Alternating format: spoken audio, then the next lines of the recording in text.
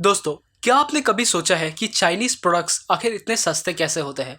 अगर उस सेम चीज़ को हम इंडिया में मैन्युफैक्चर करें, सेम क्वालिटी के साथ, फिर भी चाइना का सामान हमेशा सस्ता होता है।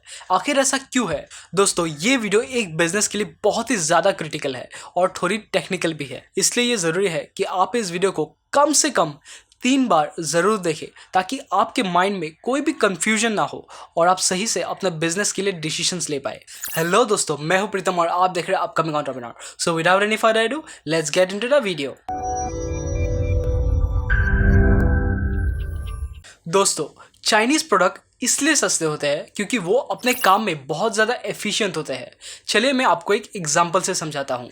सोचिए कि आपकी एक फैक्ट्री है जिसमें आप बॉक्सिंग ग्लव्स बनाते हो और उस फैक्ट्री की रेंट है 10,000 रुपये और महीने के आप 2,000 ग्लव्स बना लेते हो। तो अगर हम जानना चाहें कि आपके ग्लव्स पे रेंट का खर्चा कितना आ रहा है, तो हम सिंपली रेंट को नंबर ऑफ ग्लव्स से डिवाइड कर देंगे, तब हमें रेंट पर ग्लव मिल जाएगा और इस केस में आपका रेंट पर ग्लव होगा 5 रुपये।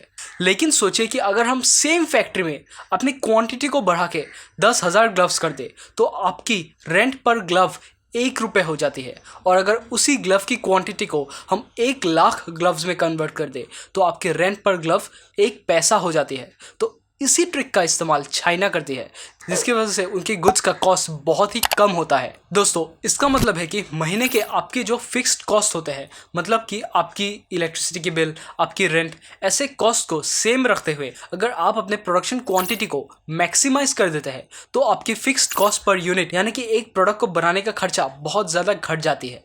दोस्तों, ऐसी एफिशिएंसी अचीव करने के लिए आपको कुछ चीज़ों की ध्यान रखने की ज़रूरत है, जैसे कि inventory turnover ratio, receivable turnover ratio, fixed asset turnover ratio और कैपिटल टर्नओवर रेशियो। अगर आपको इस वीडियो से अब तक वैल्यू मिली तो इस वीडियो को ज़रूर लाइक कीजिए और अगर आपको बिजनेस और एंटरप्रेन्योरशिप में इंटरेस्ट है तो इस चैनल को ज़रूर सब्सक्राइब कीजिए। दोस्तों, सबसे पहले जानते हैं कि इन्वेंट्री टर्नओवर रेशियो क्या है। इन्वेंट्री टर्नओवर रेशियो हमें ये जानने में मदद करता है कि एक बिजनेस आखिर अपनी इन्वेंट्री को साल में कितनी बार घुमाता है, यानी कि बेचता और खरीदता है। और इसका एक बहुत ही आसान सा फॉर्मूला है जो कि है sales divided by average inventory. और एवरेज इन्वेंट्री निकालने के लिए आपको सिंपली ओपनिंग इन्वेंट्री को क्लोजिंग इन्वेंट्री के साथ प्लस करके उसे 2 से डिवाइड करना है। दोस्तों, अगर मैं इसका आपको एक एग्जांपल दूं, सोचिए कि आपको एक प्रोडक्ट पे 2 रुपए की मार्जिन है लेकिन आपकी इन्वेंट्री टर्नओवर रेशियो 10 है तो आप 20 रुपए कमा रहे हो। लेकिन अगर आपकी मार्जिन 5 रुपये है और अगर आपकी इन्वेंट्री टर्नओवर रेशियो 2 है तो आप 10 रुपये कमा रहे हो। दोस्तों, आई होप कि आपको इन्वेंट्री टर्नओवर रेशियो की इंपॉर्टेंस समझ में आ चुकी होगी। और अगर आप जानना चाहते हो कि अपने इन्वेंट्री को इफेक्टिवली कैसे मैनेज करें तो उस पर भी मैंने एक वीडियो बनाया है जिसमें मैंने बताया है कि आप FSN एनालिसिस का इस्तेमाल करके कैसे अपने इन्वेंट्री को इफेक्टिवली मैनेज कर सकते हो। तो इस वीडियो के बाद उस वीडियो को ज़रूर देखिएगा। दोस्तों, अब अगली रेशियो है रिसीवेबल टर्नओवर रेशियो। ये हमें ये जानने में मदद करती है कि एक बिजनेस आखिर कितना इफेक्टिव है मार्केट में उधारी देने में और उससे रिकवर करने में। और इसका भी एक बहुत ही आसान सा फॉर्मूला है जो कि है sales divided by average receivables. यानी अगर आपकी सेल्स की वैल्यू है 10 लाख रुपए और आपकी एवरेज रिसीवेबल्स 2.5 लाख रुपीस की है तो आपकी डेटर्स टर्नओवर रेशियो, जिसे हम रिसीवेबल टर्नओवर रेशियो भी कहते हैं, वो होगी 4 टाइम्स, यानी कि आप अपनी उधारी यानी रिसीवेबल्स को 4 बार घुमा लेते हो। और दोस्तों, अगर आपको ये जाननी है कि आपको मार्केट से अपनी उधारी वापस लेने में कितना वक्त लगता है तो आपको सिंपली एक फॉर्मूला का इस्तेमाल करना है जो कि है 365 days divided by receivable turnover ratio. यानी कि अगर आपकी रिसीवेबल टर्नओवर रेशियो 4 है तो आपकी एवरेज कलेक्शन पीरियड 91 डेज होगी, यानी कि आपको मार्केट से अपनी उधारी वापस लेने में 91 डेज लगते हैं। दोस्तों, अब अगली रेशियो है फिक्स्ड एसेट टर्नओवर रेशियो।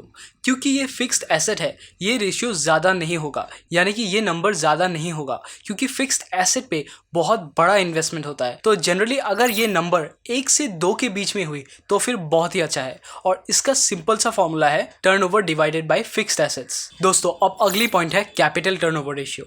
ये हमें ये जानने में मदद करती है कि एक बिजनेस अपने बिजनेस में जो कैपिटल है उसे कितनी बार घुमाता है और इसका एक सिंपल सा फॉर्मूला है जो कि है turnover divided by capital investment. सोचिए कि आपके बिजनेस में आपकी टर्नओवर है 10 लाख रुपए और आपकी कैपिटल इन्वेस्टमेंट है 2 लाख रुपए, तो आपकी कैपिटल टर्नओवर रेशियो 5 टाइम्स होगी, यानी कि आप अपने कैपिटल को 5 बार घुमा लेते हो। दोस्तों एक बहुत ही ज़रूरी बात आपको ध्यान रखने की ज़रूरत है कि अगर आपका टर्नओवर सेम रहा और आपका इन्वेस्टमेंट बढ़ता गया, यानी कि आपकी एफिशिएंसी घट रही है, लेकिन वही अगर आपकी इन्वेस्टमेंट घटती गई और आपका टर्नओवर बढ़ता गया, इसका मतलब है कि आपके बिजनेस में आपकी एफिशिएंसी बढ़ रही है। दोस्तों अगर आपको इस वीडियो से वैल्यू मिली तो इस वीडियो को ज़रूर लाइक कीजिए और सब्सक्राइब टू माय चैनल। इस वीडियो में इतना ही, मैं मिलता हूँ आपसे अगले वीडियो में। तब तक कुछ नया सीखते रहें और आगे बढ़ते रहें।